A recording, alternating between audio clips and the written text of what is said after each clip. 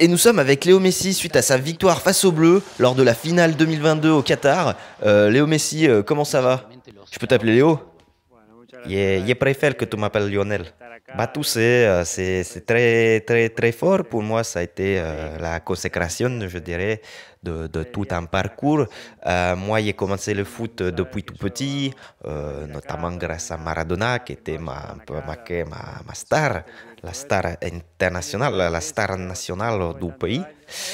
Et je me suis intéressé très, très rapidement au foot. J'ai notamment beaucoup joué avec Fusetti. Fusetti, un très grand sportif français, justement.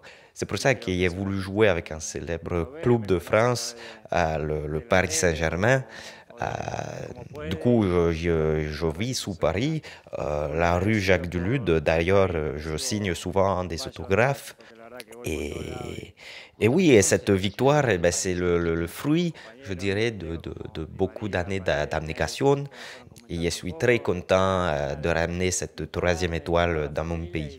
Alors Léo Messi, on peut dire que tu as un sacré palmarès, je dirais aussi que tu as des énormes coronets. Qu'est-ce que ça fait du coup d'avoir gagné la Coupe du Monde? Oui, effectivement, ça rajoute le trophée qui me manquait à mon immense palmarès.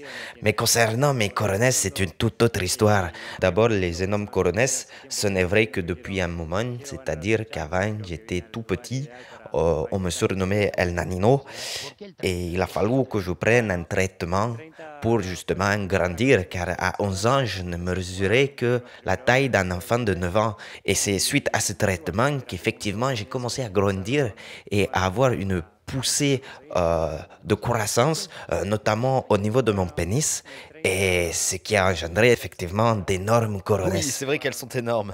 Kylian Mbappé, justement, m'envie un petit peu sur ça, je dois l'avouer. Bien, alors c'est la fin de cette interview. Avez-vous un dernier mot à dire, Lionel Messi? Oui, alors tout d'abord, je voudrais remercier la France, qui est un très grand pays, et je voudrais notamment remercier CFQCS, car j'aime beaucoup leurs vidéos, notamment les cailloux. Je me suis, mais alors, poilé dessus.